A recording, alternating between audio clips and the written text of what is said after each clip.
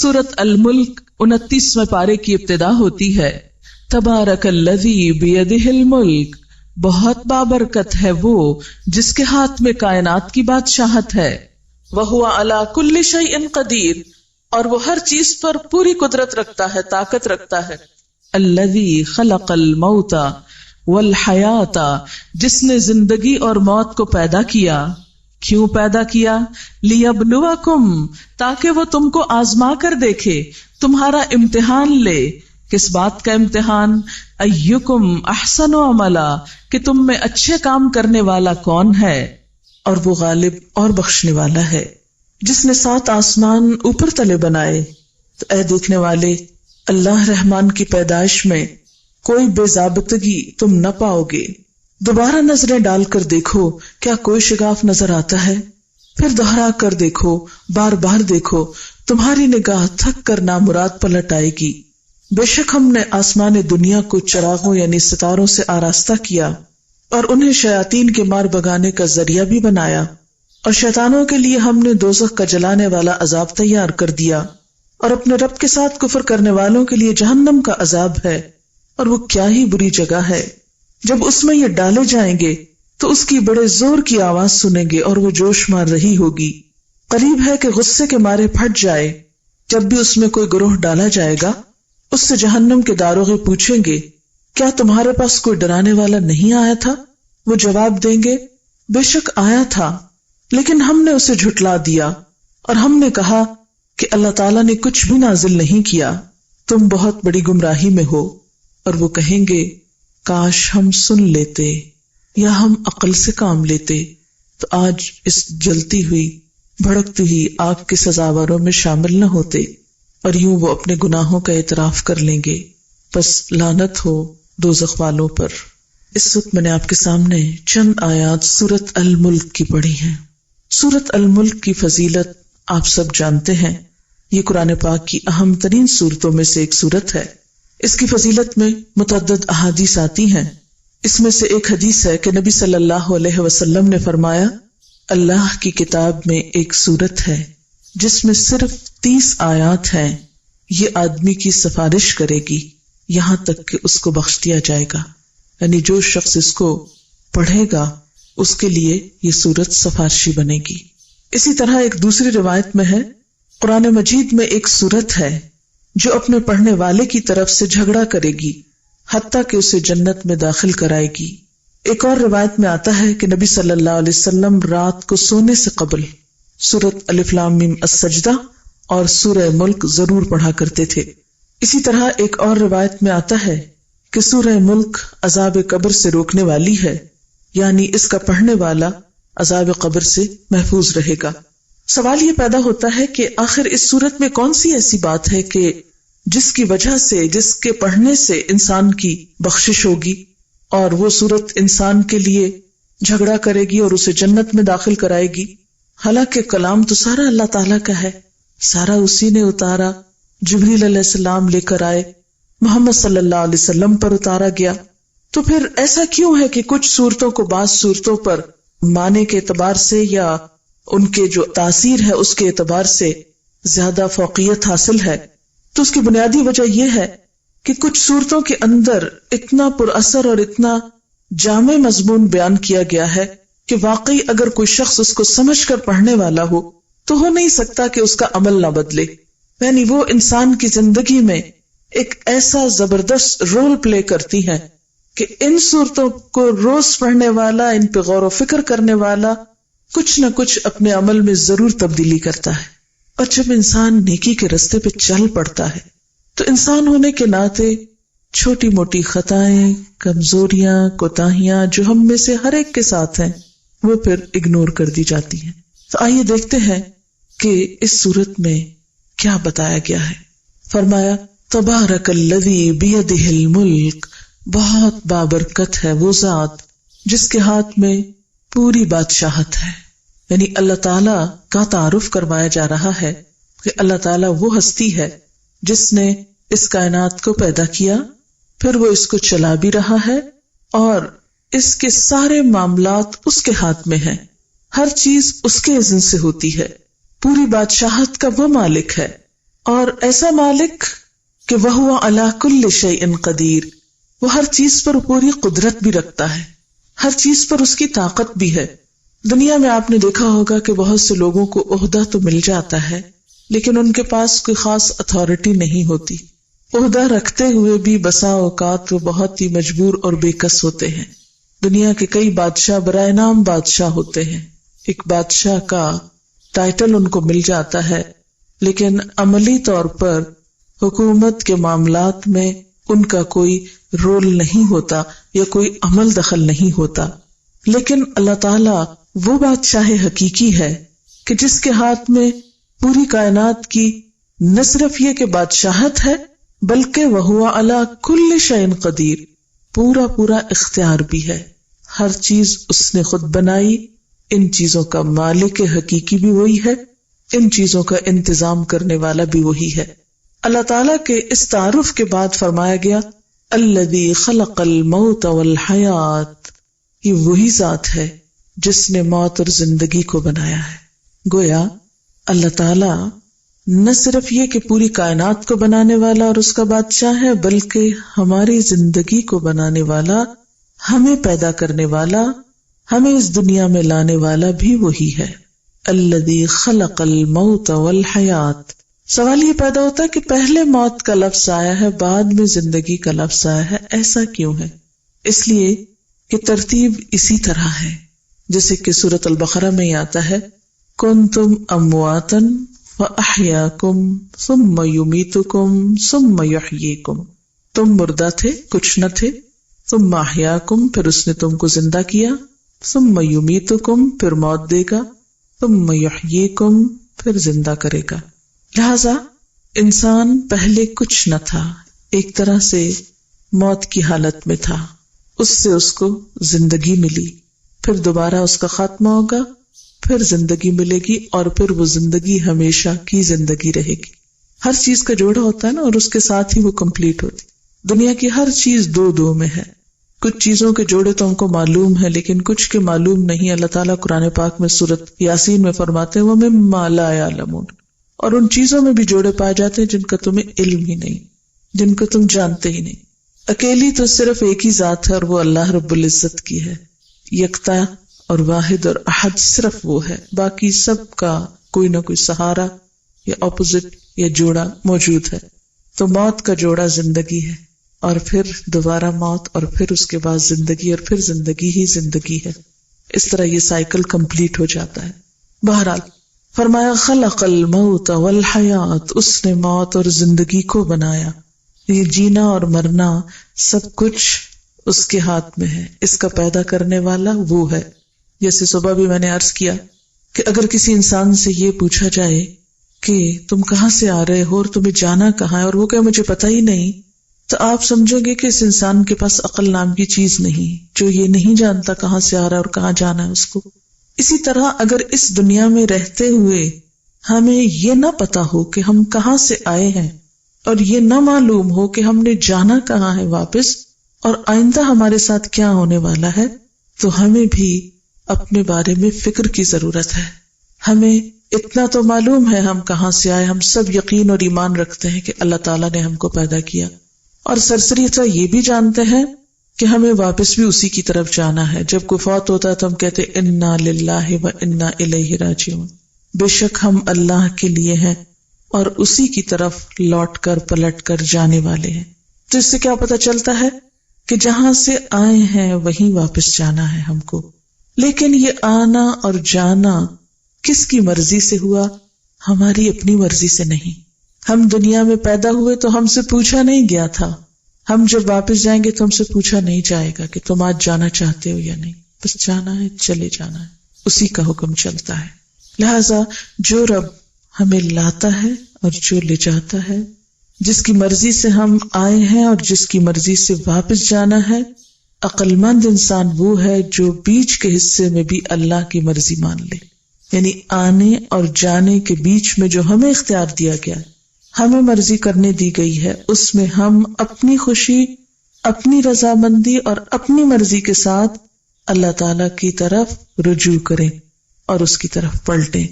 کامیابی انہی لوگوں کے لیے ہے جو اپنی خوشی سے رب العزت کی طرف رجوع کرتے ہیں. تو فرمایا الذی خلق الموت والحیات، جس نے موت اور زندگی کو بنایا. کیوں بنایا؟ یہ درمیان کا حصہ ہمیں کیوں ملا، یہ زندگی کیوں ملی؟ لیبلوکم، تاکہ تمہارا امتحان لے، تاکہ تمہیں آزما کر دیکھے. کیا آزمائش؟ ایکم، کون سا تم میں سے، احسن عملا، اچھے عمل کرنے والا ہے. یہ ہے دراصل موت اور زندگی اور پھر اس کے بعد موت کے بیچ کے عرصے میں ہمارا رول، کہ ہم سب امتحان میں ہیں، ہم سب کو آزمایا جا رہا ہے، ہم سب سے دیکھا جا رہا ہے. کیا دیکھا جا رہا ہے؟ ایکم احسن عملا، کہ تم میں اچھے کام کون کرتا ہے. گویا اللہ تعالیٰ نے جب ہمیں دنیا میں بھیجا تو ایک طرف ہماری کچھ ضروریات رکھی، ان کو پورا کرنے کی بھی ہم کو اجازت دی. مثلاً جو بچہ پیدا ہوتا ہے اس کو بھوک لگتی ہے. ہم نے دیکھا ہوگا کہ پیدا ہوتے ہی بچہ دودھ کی تلاش میں ہوتا ہے، یوں لگتا ہے جیسے بھوکا آیا دنیا میں. اور اس کو چین کب آتا ہے؟ جب اس کو کچھ دے دیا جائے کھانے کو. اور آپ نے دیکھا ہوگا کہ اب بچے کو فوراً ماں کی فیڈ دیتے ہیں تو کس طرح بچہ فوراً سک کرنے لگتا ہے، جس سے پتہ چلتا ہے جیسے پہلے سے ٹریننگ لے کے آئے. حالانکہ دنیا میں تو کسی نے اس کو نہیں سکھایا کہ دودھ کیسے پیتے ہیں، لیکن پہلے ہی دن وہ پینا شروع کر دیتا ہے، سک کرنے لگتا ہے. تو اس کا کیا مطلب ہے کہ یہ اس کے ساتھ ضرورت اور یہ اس کی ٹریننگ اللہ تعالیٰ ہی کی طرف سے ہوئی. ان ضروریات کو پورا کرنا، اس کی ہمیں اجازت بھی ہے اور یہ بھی ایک عبادت ہے، کیونکہ یہ اللہ نے ہمارے ساتھ ضرورت رکھی ہے کھانے کی. لہذا حلال رزق کھانا، اس کا کمانا، اس کے لیے کوشش کرنا، یہ سب عبادت میں شامل ہوتا ہے اور اس میں کوئی ناپسندیدہ چیز نہیں. اسی طرح ہر انسان بغیر لباس کے دنیا میں آتا ہے، پھر اللہ تعالیٰ اس کو لباس پہننے کو کہتے ہیں، تو ظاہر ہے کہ بنائے گا تو پہنے گا. تو یہ اس کا بنانا جو ہے اور اس کا پہننا جو ہے، اور پھر لباس کو زینت بھی کہا گیا، اس کا خوبصورت ہونا جو ہے اس کے حدود کے اندر جو اللہ تعالیٰ نے ہمیں بتا دی، یہ بھی ہمارے لیے ایک عبادت بن جاتا ہے.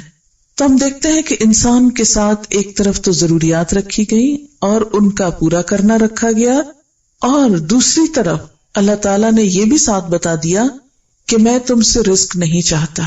ما اريد منهم من رزق وما اريد ان يطعموني، میں اپنے بندوں سے رزق نہیں چاہتا، نہ میں یہ چاہتا ہوں کہ وہ مجھ کو کھلائیں. اس لیے اگر ہم کماتے ہیں، اگر ہم پکاتے ہیں، اگر ہم کھاتے ہیں، تو یہ دراصل اپنی ضرورت پوری کرنے کے لیے سب کچھ کر رہے ہیں. اللہ کا حق کیا ہے؟ وما خلقت الجن والانس الا لیعبدون، کہ میں نے جن و انس کو اپنی عبادت کے لیے پیدا کیا ہے. تو گویا ضروریات پوری کرنا اس کی مرضی کے مطابق بھی ایک عبادت ہے، لیکن اس کے ساتھ ساتھ خاص طور پر اس کی مرضی کے کام کرنا اور وہ کام بھی کرنا تو جو شاید براہ راست ہماری ضرورت نہیں لیکن اللہ تعالیٰ کی عبادت میں شامل ہوتے ہیں، حالانکہ اس کو بھی ہماری عبادت کی ضرورت نہیں، مگر یہ ہمارے حال پہ اور ہمارے پارٹ پہ دیکھا جاتا ہے کہ انسان کرتا کیا ہے. ایکم احسن عملا، تو یہ ہے دراصل ہمارا امتحان کہ تم میں اچھے کام کون کرتا ہے. اب یہاں پر صرف حسن کا لفظ نہیں استعمال ہوا، احسن کا لفظ استعمال ہوا، جو کہ ایک سپرلیٹو ڈگری ہے. احسن کا مطلب کیا ہے؟ سب سے اچھے کام کون کرتا ہے. ہمیں دنیا میں بھیج کر اللہ تعالیٰ ہم سے کیا دیکھ رہے ہیں؟ ایکم احسن عملا. لہذا ہم میں سے ہر ایک کو اللہ تعالیٰ آزما رہا ہے، دیکھ رہا ہے کہ ہم کرتے کیا ہیں. اب عمل کی بات ہے، یعنی کرنا، اردو میں کہتے ہیں کرنا اور عمل بھی لفظ بولتے ہیں، لیکن عربی میں عمل کا مطلب ہے ایکشنز، کہ ہمارے ایکشنز کیا ہیں. اچھا آپ ذرا غور کریں کہ ایکشن ہوتا کیا ہے؟ ایکشن کس کو بولتے ہیں نا، یا عمل کس کو بولتے ہیں؟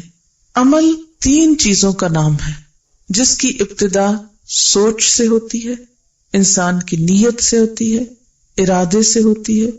وہ ارادہ انسان کے الفاظ بنتے ہیں، یعنی انسان کے بول، اور پھر وہ انسان کے عمل میں ڈھل جاتی ہے، یعنی فعل. سوچ، قول اور فعل، ان تینوں کو ملا کر انسان کا ایکشن بنتا ہے. اب آپ دیکھیں کہ پھر انسان کا عمل 2 طرح کا ہوتا ہے، ایک اس کا انڈیویجول لیول پر اپنی ذات کے ساتھ، اور ایک اس کا دوسرے بندوں کے ساتھ. تو پھر جو فعل ہے انسان کا، ایک عمل ہے اور ایک معاملہ ہے. اب اللہ تعالیٰ ہم سے یہ دیکھ رہے ہیں کہ ہمارا عمل کیسا ہے، اور کیسے سے مراد کیا ہے؟ ایکم احسن عملا، کہ سب سے اچھا عمل کس کا ہے. ہم سب دنیا سے جب واپس جائیں گے تو ہم سے یہی پوچھا جائے گا کہ تم عمل کیا کر کے آئے گو.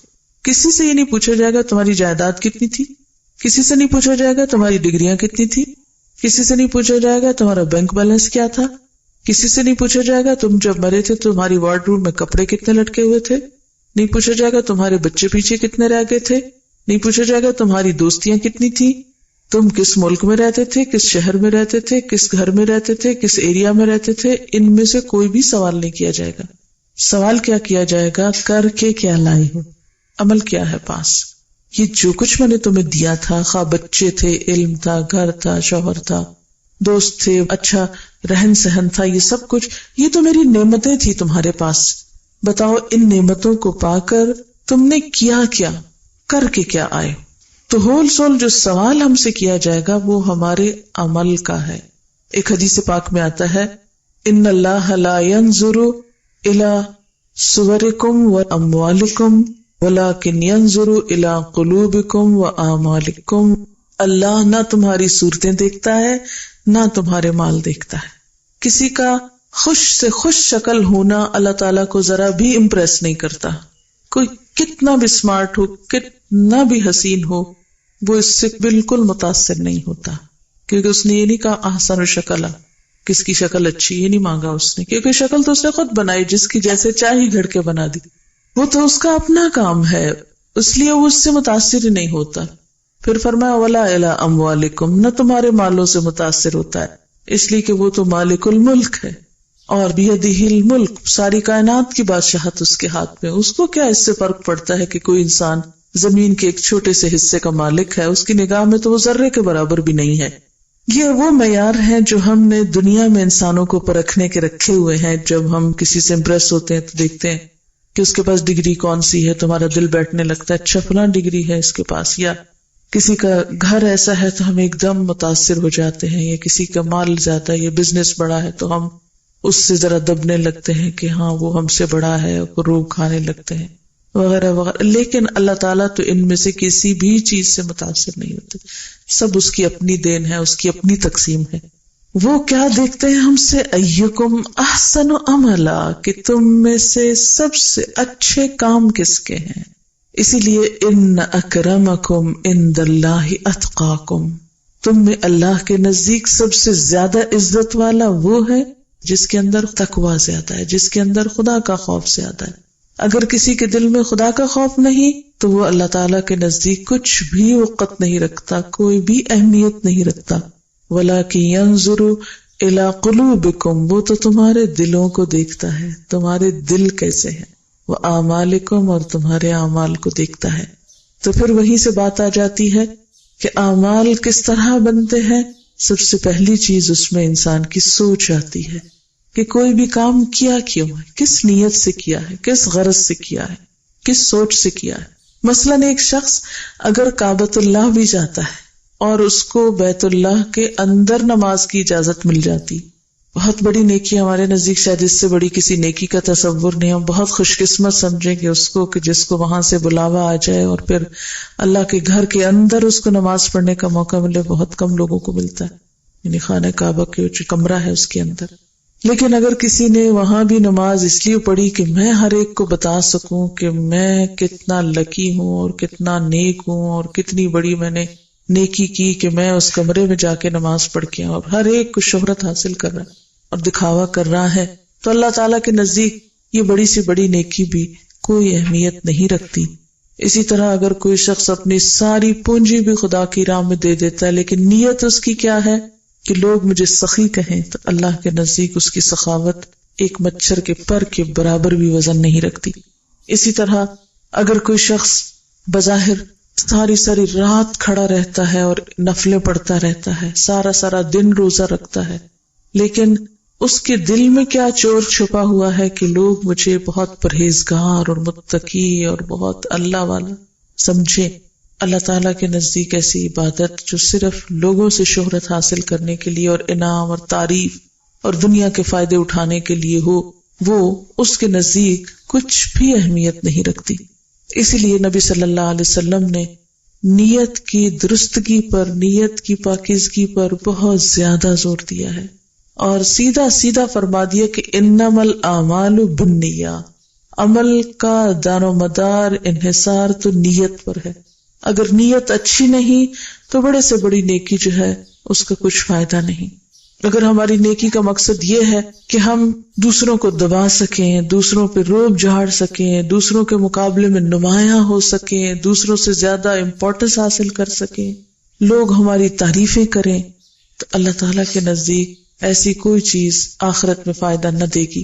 مثلاً ایک حدیث میں آتا ہے، صحیح مسلم کی روایت ہے، جس میں ایک شخص کو قیامت کے دن لایا جائے گا اور اسے اللہ تعالیٰ اپنی نعمتیں یاد کرائیں گے، وہ نعمتوں کو اعتراف کرے گا. پھر اللہ تعالیٰ اس سے پوچھیں گے کہ تم نے یہ نعمتیں پا کر میرا کیا شکر ادا کیا؟ تو کہے گا کہ یا اللہ، جو تو نے مجھے مال دیا تھا وہ میں نے سارا تیرے رستے میں خرچ کیا. اللہ تعالیٰ فرمائیں گے کہ تو نے تو اس لیے خرچ کیا کہ لوگ تجھے سخی کہیں. پھر اس طرح ایک اور شخص کو لایا جائے گا جو بہت بڑا عالم ہوگا.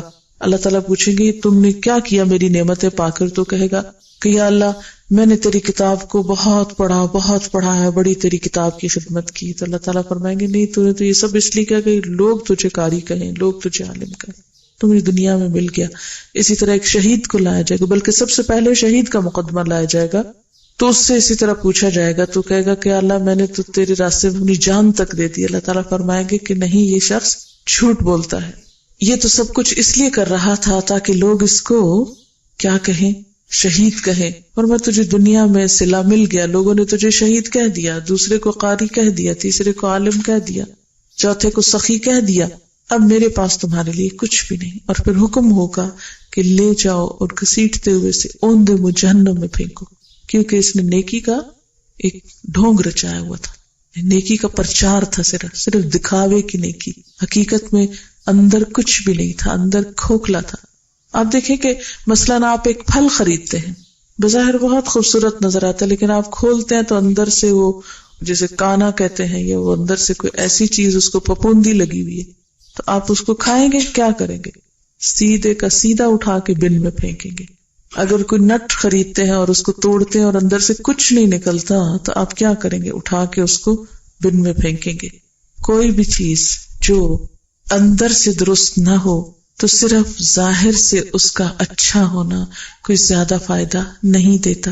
لیکن چونکہ نیت کسی کو نظر نہیں آتی، اس لیے عام طور پر ہم سب لوگ اس کی طرف سے غافل رہتے ہیں. اور شیطان کا ٹھکانہ بھی وہی ہے، چونکہ نیت کی بنیاد دل میں ہوتی ہے نا، دل سے جنم لیتی ہے. اور شیطان مردود جو ہے ہمارا دشمن، وہ بھی وہیں بیٹھا ہوا ہے، وہ بھی اسی رستے سے اندر جاتا ہے. تو ادھر سے ہم اچھا خیال سوچتے ہیں. اسی لیے دیکھیں نا، سب سے زیادہ جنگ انسان کو اپنی نیت کے ساتھ کرنی پڑتی ہے. سب سے زیادہ مشکل مرحلہ یہی ہے. اب کھینچ تان کے ظاہری عبادتیں پھر بھی کر لیتے ہیں، لیکن وہاں اس کو پکڑنا اور اس کو ہاتھ ملانا اور اس کو کنٹرول کرنا اور بار بار اس کی باگیں کھینچنا، یہ سب سے مشکل ترین امتحان ہے انسان کی زندگی میں. کیونکہ غیر محسوس طریقے سے انسان پھسلنے لگتا ہے، ادھر ادھر ہونے لگتا ہے. لہذا ہم سب کو اس کے لیے اللہ تعالیٰ سے خاص دعا کرنی چاہیے کہ یا اللہ، تو ہماری نیت کو اپنے لیے خالص کر لے. ہم چھوٹی نیکی کریں یا بڑی کریں، جو تو ہمیں توفیق دے ہم کریں، لیکن ہم تیری رضا کے لیے کریں، تیری خوشی کے لیے کریں. ورنہ تو بڑے سے بڑا مال خرچ کیا ہوا، ایفرٹ لگائی ہوئی، محنت کی ہوئی، سب کی سب بیکار ہو سکتی ہے.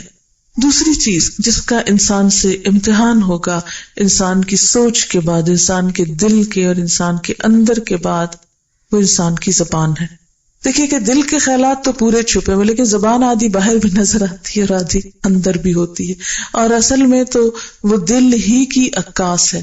انسان کیا بولتا ہے جو اس کے دل میں ہوتا ہے. آپ نے دیکھا ہوگا کہ جو چیز آپ کو اچھی لگتی ہے، آپ بار بار اس کا تذکرہ کرتے رہتے ہیں. اپنے بچوں میں جو آپ کو اچھا لگے، بار بار اس کا نام آپ کے منہ پہ آتا ہے. بہن بھائیوں میں سے، انسانوں میں سے جس سے آپ کو محبت ہو، بار بار آپ اس کا ذکر کرتے ہیں، اس کی بات کرنا آپ کو اچھا لگتا ہے. تو انسان کی جو زبان ہے، یہ اس کا دوسرا بڑا امتحان ہے. قیامت کے دن بہت سارے لوگ محض زبان کی بے احتیاطیوں کی وجہ سے جہنم میں جا رہے ہوں گے. ان کے پاس اچھے عمل ہوں گے، لیکن زبان کا استعمال صحیح نہیں کیا ہوگا. اور آپ دیکھیں کہ جو ہی غصہ آتا ہے، جو ہی کسی کے ساتھ کوئی انبن ہوتی ہے، ہم فوراً زبان کا طوفان کھول دیتے ہیں اور پھر نہیں سوچتے کہ سچ کیا ہے، جھوٹ کیا ہے، جائز کتنا ہے، ناجائز کتنا ہے. الزام تراشی، تہمت لگانا، دوسرے کا حق مارنا اور دوسرے کے ساتھ برا بھلا سلوک کرنا، تو یہ سب کچھ زبان ہی کے راستے ہوتا ہے. یعنی شاید ایک توپ کا گولہ اتنا نقصان دہ نہیں ہوتا یا ایک تلوار کا وار اتنا نقصان دہ نہیں ہوتا جتنا زبان کا غلط استعمال دوسروں کے دلوں کو چیر کے رکھ دیتا ہے، زخمی کر دیتا ہے، اور عرصے تک وہ زخم جو ہے وہ درست نہیں ہوتے. نبی صلی اللہ علیہ وسلم فرمائے کہ ایک شخص جنت والے عمل کرتا رہتا ہے اور جنت کے قریب ہو چکا ہوتا ہے کہ اپنی زبان سے ایک ایسا لفظ نکالتا ہے کہ جس کی وجہ سے وہ جہنم کی اتھاہ گہرائیوں میں جا پہنچتا ہے. یعنی گویا زبان کا غلط استعمال انسان کی عمر بھر کی کمائیوں کے لیے ڈائنامائٹ کی حیثیت رکھتا ہے کہ آپ بڑے سے بڑا ٹاور کھڑا کر لیں، نیکیوں کا پہاڑ کھڑا کر لیں، لیکن اس کو برباد کر لیں ایک غلط زبان کے جملے سے. اس لیے زندگی کے آخری لمحوں تک انسان کو اپنی نیت کے ساتھ ساتھ اپنی زبان کے لیے بہت کوشش کرنی چاہیے کہ اس کا استعمال درست ہو، اور اس کے لیے بھی انسان کو ایفرٹ کرنی پڑتی ہے.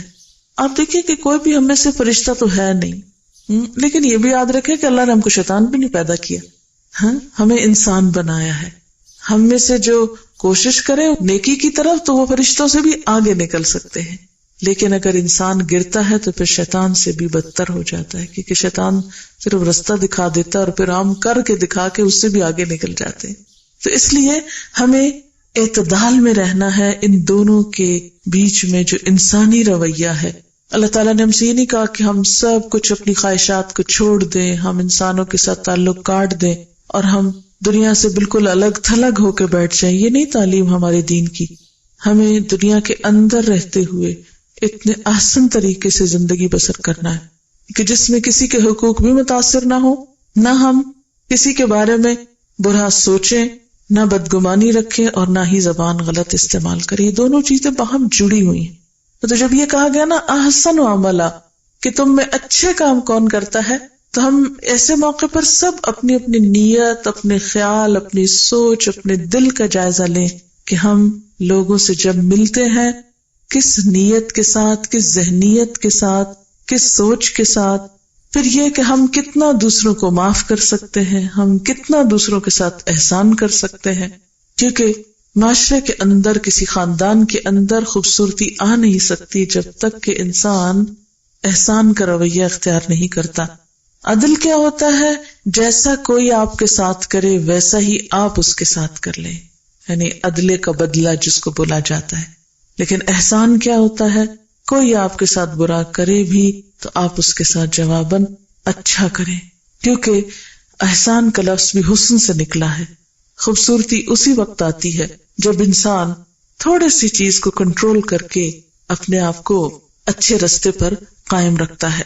تیسری چیز جب یہ کہے گی کہ ایکم احسن عملا، کہ تم میں سب سے اچھے کام کون کرتا ہے، تو اس میں پھر انسان کی ذاتی عبادات بھی آ جاتی ہیں اور انسان کے انسانوں کے ساتھ رویے بھی آ جاتے ہیں. ذاتی عبادات میں مثال کے طور پر نماز ہے، تو نماز کو صرف بس پڑھ نہیں ڈالنا کہ بس آیا ہے وقت اور بس اتار پھینکو، جلدی سے ختم کرو.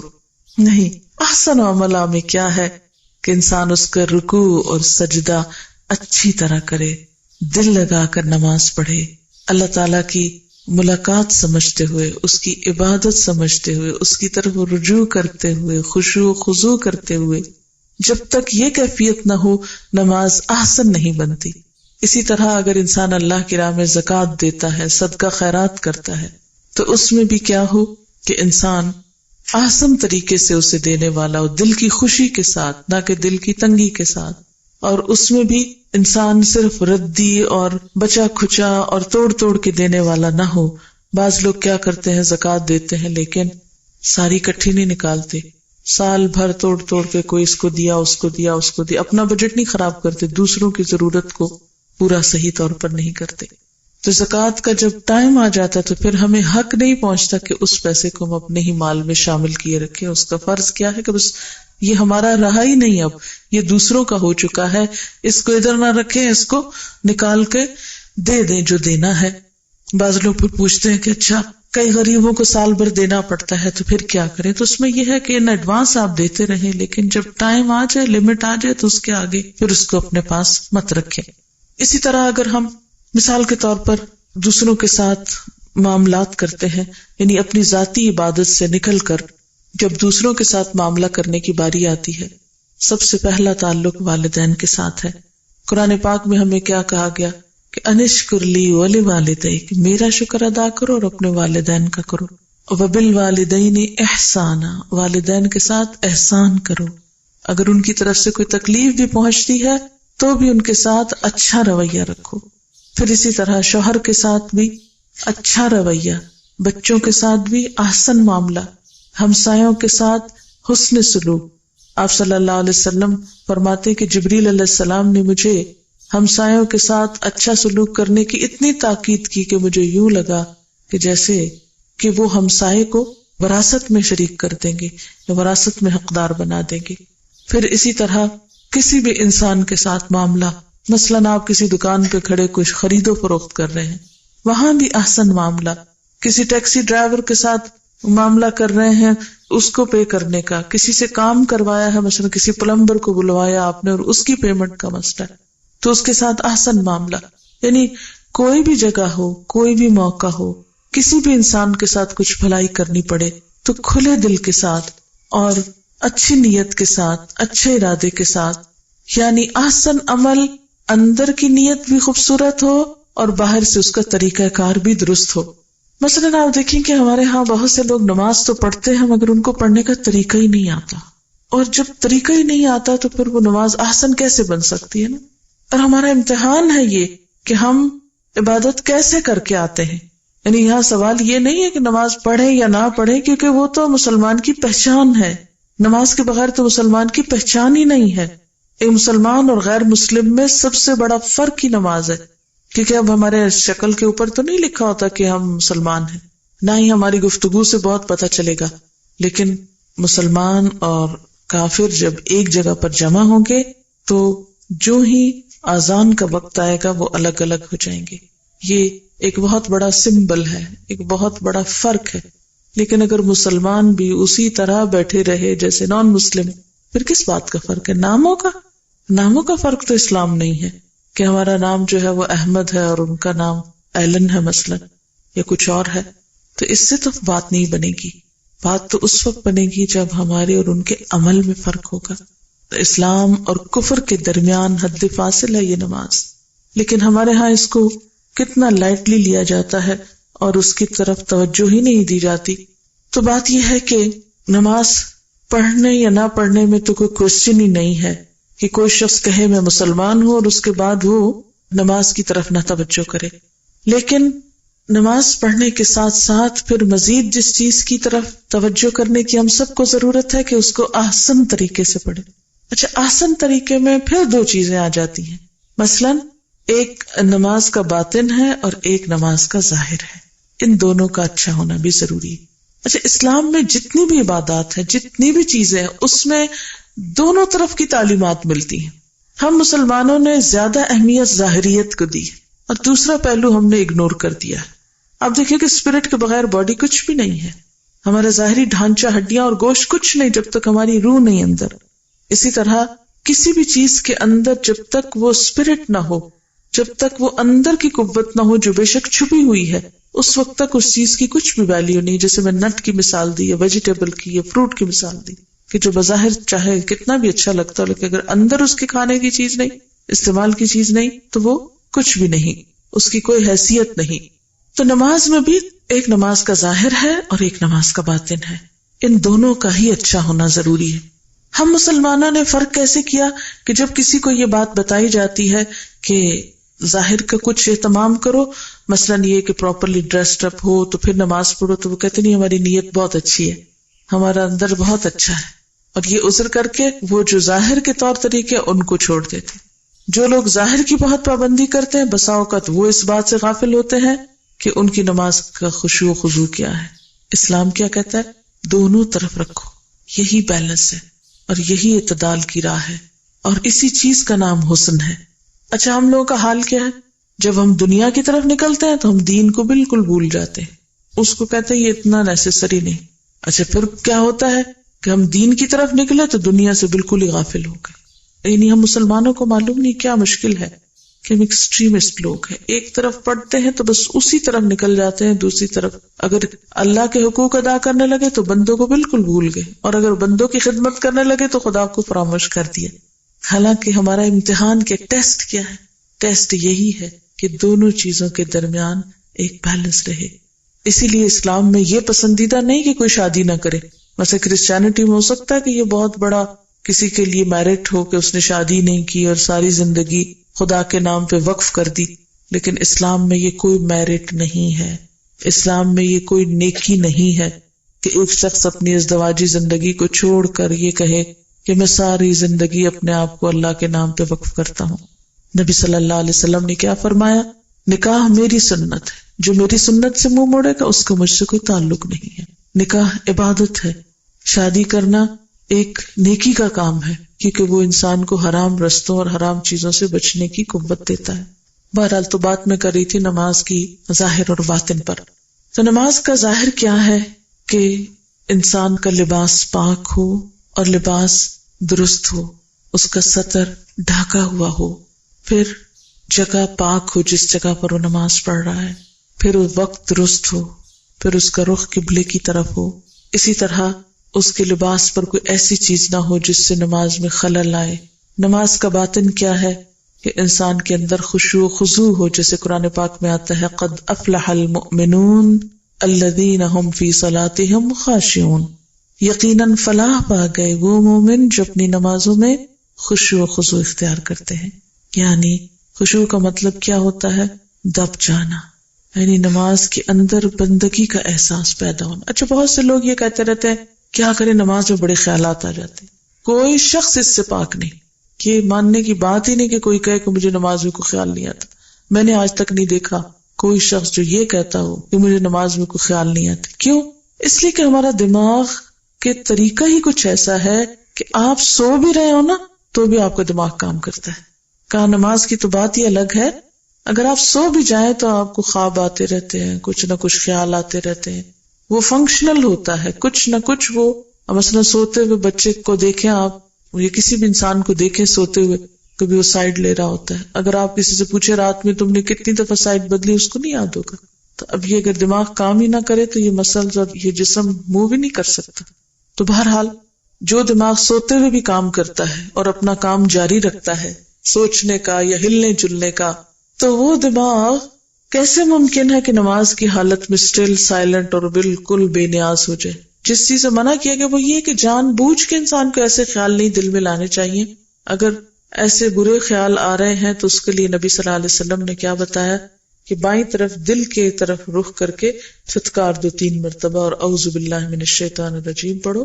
ایک صحابی کو آپ نے یہ طریقہ بتایا تھا تو ان کے وہ وسوسے جو نماز کی حالت میں ہوتے تھے وہ چلے گئے، کیونکہ بعض اوقات شیطان عبادت کے موقع پر بہت پیچھے پڑ جاتا ہے۔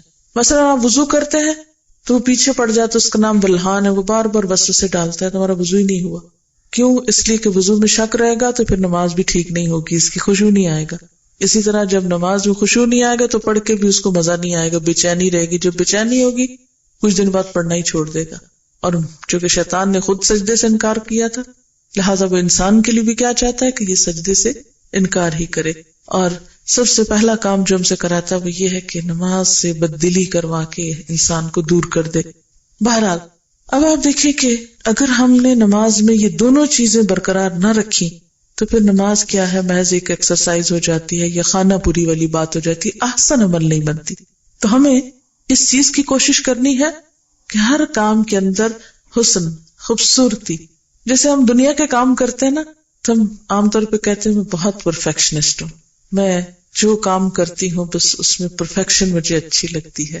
ہم کھانا پکاتے ہیں تو اس میں بہت پرفیکشن کا خیال رکھتے ہیں، گھروں کو ڈیکوریٹ کرتے ہیں، اپنے لباس کو، اپنے آپ کو، ہر چیز میں ہم پرفیکشنسٹ کہلانا پسند کرتے ہیں۔ لیکن جو ہی دین کا معاملہ آتا ہے تو تھوڑے سے تھوڑے پہ ہم کہتے ہیں بس کافی ہے، اس میں پرفیکشن کی ضرورت نہیں۔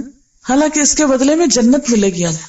دنیا میں ہم پرفیکشنسٹ ہو بھی گئے تو زیادہ سے زیادہ کیا انعام مل جائے گا ہم کو؟ اس میں ٹھیک ہے اس کو بھی اچھے طریقے سے نبھانا چاہیے. یہ نہیں کہا اسلام نے کہ تم دنیا میں بے وقوف نظر آؤ یا اپنے آپ سے غافل ہو جاؤ یا تم سادھو بن جاؤ یا کنگھی کرنا چھوڑ دو یا تم بال نہ سنوارو. آپ کو یاد ہوگا کہ ایک صحابی جب آئے اور ان کے بال الجھے ہوئے تھے تو آپ نے کیا کہا؟ جاؤ کنگھی ہے تمہارے پاس، جاؤ کنگھی کر کے آؤ. آپ صلی اللہ علیہ وسلم صفائی کا ایک بہترین نمونہ تھے. صفائی کو ایمان کا حصہ بنا دیا گیا کہ یہ ایمان کا حصہ ہے. مومن ہی نہیں ہو سکتے اگر صاف ستھرے نہیں رہو گے. تو اس سے آگے اور کیا ہو سکتا ہے؟ پھر باقی کیا بچا؟ تو ہمارا امتحان کیا ہے؟ ایکم احسن عملا، تم میں سب سے اچھے کام کون کرتا ہے. اچھا یہ احسن عمل جو ہے نا، یہ ایکسٹریمسٹ ہونا نہیں ہے، کام میں خوبصورتی پیدا کرنا ہے. ایسی نماز کہ جو اللہ تعالیٰ کو پسند آ جائے، ایسا وضو جو اس کو پسند آ جائے. اور یہ سب کچھ کس طرح ہوتا ہے؟ اس کی دو بنیادیں، ایک تو اخلاص نیت اور اس کے ساتھ ساتھ سنت کا اتباع. جب تک نبی صلی اللہ علیہ وسلم کا طریقہ نہ ہو اس وقت تک کوئی عمل بھی احسن نہیں ہوا کرتا. یعنی احسن کا معیار ہماری عقل نہیں قائم کرے گی، ورنہ تو ہر شخص کا معیار فرق ہو جائے گا نا. اچھا آج ہمارے ہاں کنفیوژن کیوں ہے مسلمانوں کے اندر؟ یعنی ہر شخص ایک عجیب ڈائلما میں نظر آتا ہے. کیونکہ مثلاً آپ کسی سے کچھ سنتے ہیں، کسی سے کچھ سنتے ہیں، ایک اسکالر آتا ہے ایک کہہ جاتا ہے، دوسرا آتا ہے کچھ اور کہہ جاتا ہے. پھر آپ سوچتے ہیں پتہ نہیں کس نے صحیح کہا تھا اور کس نے غلط کہا تھا، ہمیں کیا کرنا چاہیے. یہ کنفیوژن کیوں ہوتے ہیں؟ یہ اس وجہ سے ہوتے ہیں کہ ہم بسا اوقات بغیر دلیل کے لوگوں کی بات مانتے چلے جاتے ہیں. ہمارا معیار یا ہمارا کرائیٹیریا کوئی انسان نہیں ہونے چاہیے. ہمارا معیار اللہ تعالیٰ کی کتاب اور اس کے رسول صلی اللہ علیہ وسلم کی سنت ہونا چاہیے.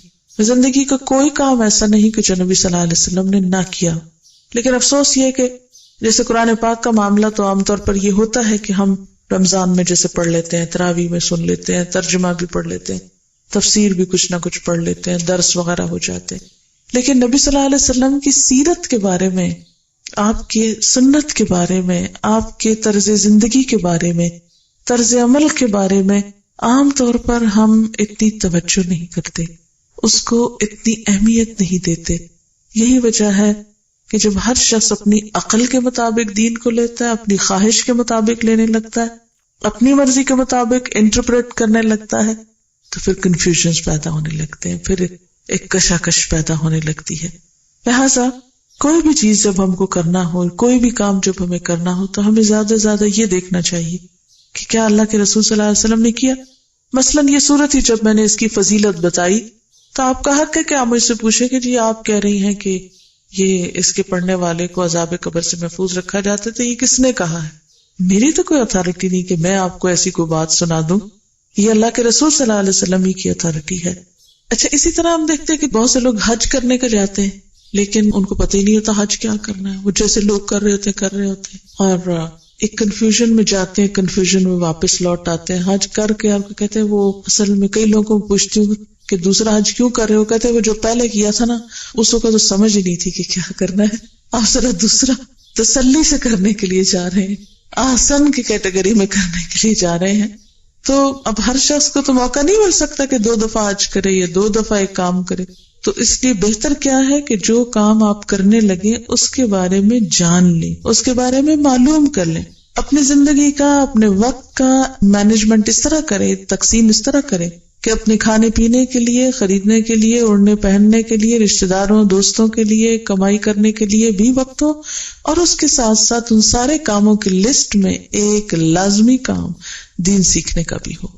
کیونکہ احسن عمل اس وقت تک نہیں ہو سکتا جب تک ہم اس کو صحیح طور پر سیکھیں گے نہیں. صرف کتاب سے پڑھنا اور سیکھنا نہیں کہلاتا جب تک کسی کرنے والے سے کر کے نہ دیکھا جائے یا کروا کے نہ دیکھا جائے.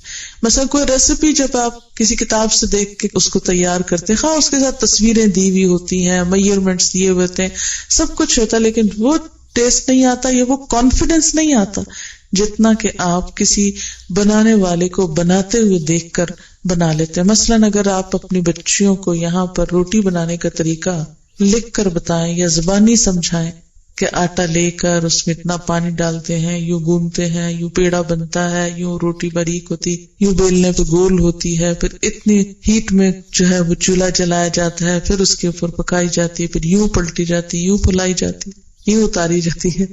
تو آپ جتنی مرضی زبانی کہانی کریں سوال ہی پیدا نہیں ہوتا کہ وہ اس کو صرف زبانی سن کے وہ کر ڈالے. کیا ہوگا؟ ہو سکتا ہے آٹا بہت سخت رکھتے ہیں، ہو سکتا ہے بہت پتلا کر دے، ہو سکتا ہے پیڑا صحیح نہ بنے اس کو بال بنا کے رکھتے ہیں، ہو سکتا ہے کہ بیلنا نہ آئے، ہو سکتا ہے کہ توا ٹھنڈے پہ ڈال دے اور وہ چمٹ جائے، ہو سکتا ہے کہ تیز آگ ہو اور وہ جل جائے، اور ہو سکتا ہے کہ وہ کچی کچی پلٹاتے رہیں جس سے کوئی سائڈ بھی صحیح نہ پکے. تو یہ آپ نے اگر سکھائی ہے چپاتی بنانا تو آپ نے کیسے سکھائی نا؟ ایک ایک سٹیپ کر کے دکھایا. اسی طرح نبی صلی اللہ علیہ وسلم نے ایک ایک کام کر کے دکھایا اور پھر وہ ایک ایک ڈیٹیل اس کی محفوظ ہے. اور ہمیں بھی اس طریقے کو جاننے کی ضرورت ہے اور استاد کی ضرورت ہوتی ہے کہ جس سے ہم مختلف چیزوں کا طریقہ سیکھ لیں. دیکھیں دنیاوی تعلیم کے لیے اسکول، کالجز، یونیورسٹیز کیوں بنی ہیں؟ کیا مقصد ہے ان کے بننے کا؟ گھر میں بیٹھ کے کیوں نہیں ڈاکٹر بن جاتے؟ گھر بیٹھ کر آپ کیوں نہیں کوئی بھی سبجیکٹ پڑھ لیتے؟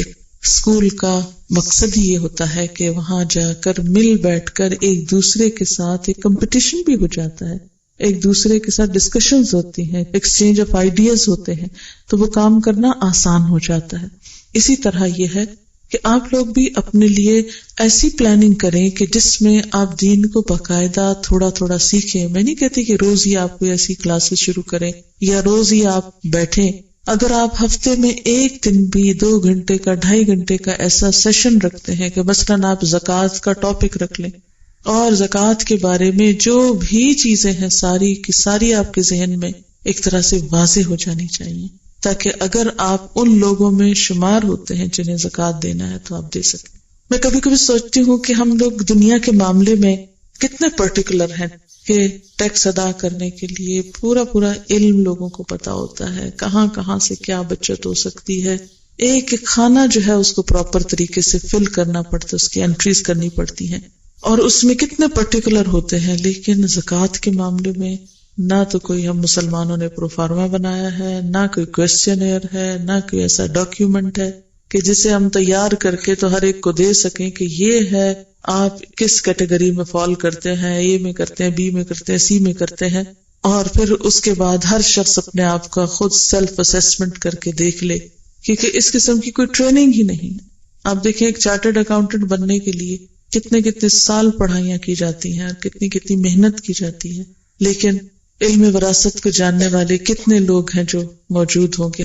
ایسا نہیں کہ مسلمانوں میں دماغ موجود نہیں، لیکن افسوس یہ کہ اس کی طرف توجہ نہیں، اس کی اتنی اہمیت نہیں. لیکن ہم توجہ نہ بھی کریں، اہمیت نہ بھی دیں تو بھی امتحان میں تو پڑ گئے. اب ایک طالب علم کمرہ امتحان میں ہوتے ہوئے اگر یہ کہے کہ نہیں مجھے تو کوئی پرواہ نہیں کہ میں پرچہ کیسا کرتا ہوں، صحیح کرتا ہوں یا غلط کرتا ہوں، تو یہ اس کا اپنے دل کو بہلانے کے لیے اچھا خیال ہے، لیکن اسے پتا ہے کہ غلط کام کرنے کی صورت میں کانسیکوینسز کیا ہو سکتے ہیں. آپ دیکھیے کہ اگر آپ گندم بوتے ہیں تو کیا نکلتا ہے، کیا اگتا ہے؟ گندم ہی نکلتی ہے نا، کچھ اور تو نہیں نکلتا، جو تو نہیں نکلیں گے. اگر آپ چاول بوتے ہیں تو آپ چاول ہی کاٹیں گے، جو بوئیں گے وہی باہر نکلے گا. اسی طرح اگر ہم اچھی نماز پڑھیں گے تو اچھا نتیجہ سامنے آئے گا، کوئی بھی عمل اچھا کریں گے تو اچھا نتیجہ آئے گا. اس لیے دین کا معاملہ بھی ایک اہم معاملہ ہے زندگی کا، اور اس کے لیے ہمیں توجہ دینی ہوگی اور اس کی طرف غور و فکر کرنا ہوگا اور اس کے لیے سیکھنا ہوگا، جاننا ہوگا. جیسے نبی صلی اللہ علیہ وسلم فرمایا طلب العلم فریضۃ علی کل مسلم، علم کا حاصل کرنا ہر مسلمان پہ فرض ہے. اور اس میں یہ نہیں کہا کہ نہیں بوڑھے ایگزمپٹڈ ہیں یا جوان یا عورتیں یا بزنس کرنے والے یا فلاں اور فلاں یا دوسرے ملکوں میں رہنے والے. نہیں، ہر مسلمان خواہ وہ دنیا کے کسی بھی حصے میں رہتا ہے، کوئی بھی لباس پہنتا ہے، کوئی بھی رنگ رکھتا ہے، کوئی کھانا کھاتا ہے، کچھ بھی. یہ تو ضروریات زندگی ہے. جہاں آپ پیدا ہو گئے آپ خود بخود ویسا ہی کلچر اپنا لیں گے. وہ تو آپ اپنے آس پاس کو دیکھ کر وہ چیزیں تو خود بخود آ جاتی، انسان سیکھ لیتا ہے. لیکن دین ایک ایسی چیز ہے جو خود بخود نہیں آتی، اس کو سیکھنا پڑتا ہے، اس کو جاننا پڑتا ہے، اسے معلوم کرنا پڑتا ہے. اگر آپ اپنے بچوں کو نماز پڑھنے کا طریقہ نہیں سکھائیں گے تو خود تو نہیں آئے گا، آپ ہی کو سکھانا ہے.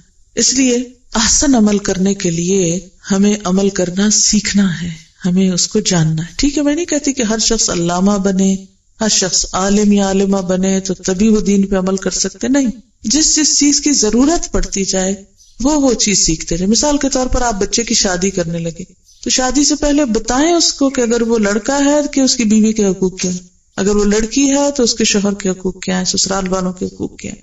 اسی طرح اگر آپ ماں بننے والے ہیں تو آپ کو پتا ہونا چاہیے کہ ماں کی ذمہ داریاں کیا ہیں. اگر آپ بچے ہیں تو آپ کو پتا ہونا چاہیے کہ آپ کے والدین کے حقوق کیا ہیں. اگر آپ کے ہمسائے ہیں تو آپ کو پتا ہونا چاہیے کہ ہمسایوں کے ساتھ کیا کرنا ہے، وغیرہ وغیرہ.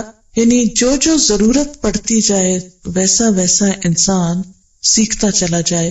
اور اسی لیے کہتے ہیں نا کہ علم حاصل کرو پنگھوڑے سے لے کر قبر تک، ہے نا.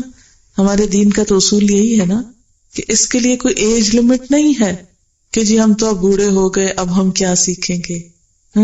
چھوٹے ہوتے سے لے کر آخر تک، یعنی جس دن ہمارا دنیا سے آخری دن ہے اس دن تک ہمیں کچھ نہ کچھ سیکھتے رہنا. ہو سکتا ہے ابھی کچھ رہ گیا ہو. بالکل ایسے ہی جیسے ایک ایگزام میں پرچہ دیتے ہیں نا تو پہلے منٹ سے لکھنا شروع کرتے ہیں اور آخر تک لکھ کر، اور اگر تھوڑا سا وقت بچ جائے تو ہم پیچھے سے پلٹ کے دیکھتے ہیں کوئی چیز رہ تو نہیں گئی، پھر کوسچن چیک کرنا شروع کر دیتے ہیں، پھر تسلی کرتے ہیں نہیں پورا ہو گیا، تاکہ اطمینان کے ساتھ کمرے سے باہر نکلے. تو ہم بھی یہ دنیا کا جو ایگزامینیشن ہال ہے اس سے جب نکلیں تو اطمینان کے ساتھ. اور پھر وَهُوَ الْعَزِيزُ الْغَفُورُ، وہ زبردست بھی ہے معاف کرنے والا بھی. زبردست کا کیا مطلب ہے کہ اگر تم نے اس کی اطاعت نہ کی، احسن عمل نہ کیے تو وہ پکڑ سکتا ہے، اور اگر کرنے کی کوشش کی اور پھر کچھ چھوٹ ہو گئی تو غفور بھی ہے، بخش بھی دیتا ہے، معاف بھی کر دیتا ہے. اور پھر ساتھ اللہ تعالیٰ کی مزید کچھ قدرتیں آپ دیکھیے. پہلے اللہ تعالیٰ کا تعارف، پھر بعد میں اللہ تعالیٰ کا تعارف. الذی خلق السبع سماوات طباقا، جس نے 7 آسمان تہ بتہ بنائے. ما تری فی خلق الرحمن من تفاوت، تم رحمان کی تخلیق میں کسی قسم کا کوئی فرق نہ پاؤ گے، کوئی تفاوت، کوئی ڈسکرپنسی، کوئی کسی قسم کی کنٹرڈکشن ایسی نہیں تمہیں ملے گی کہ جس سے تم کہو کہ یہاں کچھ ہے اور وہاں کچھ ہے. نہیں، نیچے سے لے کر اوپر تک ایک جیسا سسٹم چل رہا ہے. آپ دیکھیں جیسے ہماری ایک بریڈ کا پیس ہم کھاتے ہیں، کبھی ہم نے سوچا کہ یہ پیس کیسے بنا؟ جب تک زمین سے لے کر آسمان تک کی قوتیں آپس میں کوآرڈینیٹ نہیں کریں، ایک دوسرے کی مدد نہیں کریں، ہم ایک بریڈ کا پیس بھی نہیں کھا سکتے. گندم اگ نہیں سکتی جب تک زمین میں پانی نہ جائے، پانی ہو نہیں سکتا جب تک بارشیں نہ برسے، بارش برستی نہیں جب تک کہ سمندر کا پانی بھاپ بن کے نہ اٹھے، وہ پانی بھاپ بن کے اٹھ نہیں سکتا جب تک سورج نہ نکلے، یعنی سورج اس کے ساتھ تعاون نہ کرے. پھر سورج نکلے بھی اور پانی بھاپ بنے بھی تو ہوا جب تک کہنا نہ مانے اور اس پانی کو اٹھا کے آگے نہ چلے، بادل نہ بنے، اس وقت تک ہوتا نہیں. اور بادل جب تک برسے نہیں اس وقت تک، اور پھر برس کے زمین اس کو جذب نہ کرے، اگر سارے پھینکتی چلی جائے تو بھی بات نہیں بنتی. تو آپ دیکھیں کہ صرف ایک بریڈ کے پیس کے لیے سورج بھی خدمت گزار ہے آپ کا، ہوائیں بھی خدمت میں لگی ہوئی ہیں، سمندر بھی خدمت کر رہا ہے، زمین بھی اگانے پہ لگی ہوئی ہے. اور اس کے بعد اس کو آپ دیکھیں فصل کاٹتے ہیں، پھر اس کو پیستے ہیں، پھر اس کے گونتے ہیں، بیک کرتے ہیں، نہ جانے کیا کیا خدمتیں اس پر ہوتی ہیں، جب جا کر انسان اس میں سے ایک چیز کو اپنے لیے استعمال کے قابل بناتا ہے. تو اگر آپ دیکھیں کہ اس میں سے کوئی ایک چیز بھی اپنی جگہ سے ہل جائے اور وہ کوآپریٹ نہیں کرے تو انسان کچھ بھی کرنے کے لائق نہ ہو. اسی لیے اللہ تعالیٰ فرماتے ثم ارجع البصر، پھر بے شک نگاہ دوڑا کے دیکھو، مرتین، بار بار دیکھو، ینقلب الیک البصر خاسئا وہو حسیر، تمہاری نگاہ تھک کر تمہاری طرف واپس آ جائے گی اور وہ کوئی بھی اللہ تعالیٰ کی تخلیق کے اندر عیب یا نقص نہیں ڈھونڈ سکتی. اسی رب نے تمہیں احسن عمل کرنے کو کہا ہے، اس کو تم دھوکہ نہیں دے سکتے، اس کو تم بھلوا نہیں سکتے، اس سے کہیں بھاگ نہیں سکتے کہ تم بے ایمانی کر کے دھوکہ کر کے اس کو نہیں اللہ تعالیٰ یہ تو ایسے ہی تھا، یہ تو بھول کے ہو گیا تھا، اور یہ میری نیت نہیں تھی، اور یہ میری مرضی نہیں تھی. جیسے ہم انسانوں کو ٹال مٹول کرتے ہیں، اللہ تعالیٰ کو ایسے ٹال مٹول نہیں کر سکیں. پھر اللہ تعالیٰ آسمان پہ ستاروں کی بات کرتے کہ دیکھو وہ ذات کون ہے جس نے بغیر کسی سہارے کے ان ستاروں کو وہاں تھام رکھا ہے، اور وہ آسمان کے لیے خوبصورتی کی چیز ہے، ستارے ٹکے ہوئے ہوتے ہیں، اور شیطانوں کو بھی اس سے مار پکایا جاتا ہے. اور پھر ساتھ ہی بتا دیا کہ کافروں کے لیے، بات نہ ماننے والوں کے لیے دوزخ کا عذاب ہے.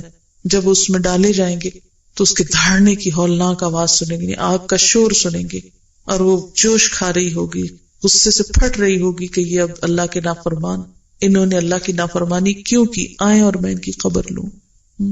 اور پھر ساتھ ہی فرمایا کہ جب کوئی جہنم میں گروہ ڈالا جائے گا تو جہنم کے جو ذمہ دار ہیں وہ پوچھیں گے تمہارے پاس کوئی ڈرانے والا نہیں ہے، تمہیں کسی نے کچھ نہیں بتایا تھا، تم بے خبر رہے؟ قالو، وہ کہیں گے تو تھا لیکن ہم نے کہا اللہ نے کچھ نہیں اتارا، یہ سب مولویوں کی اپنی بنائی ہوئی باتیں ہیں۔ اور اس وقت کہیں گے لو کننا نسمع، کاش ہم سن لیتے، سنتے تو صحیح۔ آج آپ دیکھیں ہم پہ سننا بھی بھاری ہو گیا، حالانکہ سننا سب سے آسان کام ہے، آپ بیٹھے رہیں لیٹے رہیں، آپ کہیں بھی ہو تو آپ سن سکتے ہیں، لیکن سب سے آسان کام بھی ہم کرنے کو تیار نہیں۔ دین کے معاملے میں ہم بہت کچھ سنتے رہتے ہیں لیکن دین کی بات سننے کے لیے بھی ہمارے پاس وقت نہیں۔ تو آپ دیکھیں کہ جب انسان سنتا ہی نہیں تو پھر ہدایت کے راستے تو نہیں کھلتے نا۔ فائدہ تو اسی کو ہوتا ہے جو ایٹ لیسٹ سنے۔ لو کننا نسمع او نعقل، کاش ہم سنتے یا عقل سے کام لیتے، کچھ ہوش میں آتے، اپنا فائدہ نقصان پہچانتے، ما کننا فی اصحاب السعیر، ہم دوزخ والوں میں شامل نہ ہوتے۔ فاعترفوا بذنبہم، اس طرح وہ اپنے گناہوں کا اعتراف کر لیں گے، مان جائیں گے کہ غلطی ہماری ہے، قصور ہم میں ہے، کوتاہی ہم نے کی، غفلت ہم نے کی، لیکن اس وقت یہ اعتراف فائدہ نہ دے گا۔ فسحقا لاصحاب السعیر، اس وقت دوزخ والوں پہ بس لعنت ڈال دی جائے گی کہ اب اللہ کی رحمت سے محروم، وہ تو جو کچھ کر کے آئے ہو، اب تمہارے ریزلٹس ریورس نہیں ہو سکتے۔ وآخر دعوانا الحمدللہ رب العالمین۔